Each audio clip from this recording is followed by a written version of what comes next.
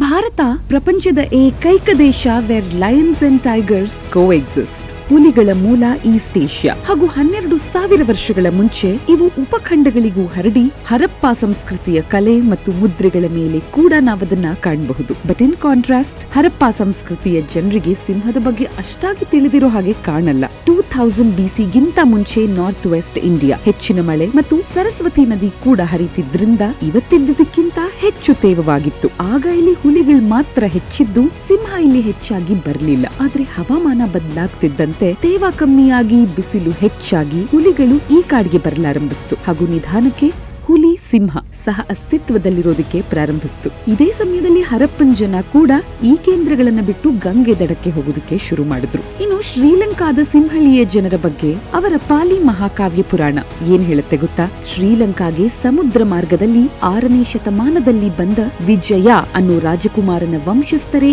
ಈ ಸಿಂಹಳೀಯರು ಅಂತ. ಯಾಕಂದ್ರೆ ವಿಜಯ ರಾಜಕುಮಾರ ಸಿಂಹ ಮತ್ತು ಒಬ್ಬ ರಾಜಕುಮಾರಿಗೆ ಜನಿಸಿದವನಾಗಿರ್ತಾನೆ. ಹಾಗಾಗಿ ಇವರ ವಂಶಸ್ಥರನ್ನ ಅಂದ್ರೆ ಇಂದಿನ ಬಹುಪಾಲು ಶ್ರೀಲಂಕಾದ ಜನ ಅವರನ್ನ ಸಿಂಹಳೀಸ್ ಅಥವಾ ಸಿಂಹಳೀಯರು ಅಂತ ಕರ್ಕೋತಾರೆ. ಇನ್ನು ಇವರ ರಾಷ್ಟ್ರ ಧ್ವಜ ಕೂಡ ಕತ್ತಿಯನ್ನ ಹಿಡಿದಿರೋ ಸಿಂಹವನ್ನು ಒಳಗೊಂಡಿದೆ. ಇನ್ನು ಉತ್ತರ ಶ್ರೀಲಂಕಾದ ತಮಿಳ್ ರೆಬಲ್ಸ್ ಅವರನ್ನ ಅವರು ಟೈಗರ್ಸ್ ಅಂತ ಕರ್ಕೊಳ್ಳೋ ನಿರ್ಧಾರ ಮಾಡ್ತಾರೆ.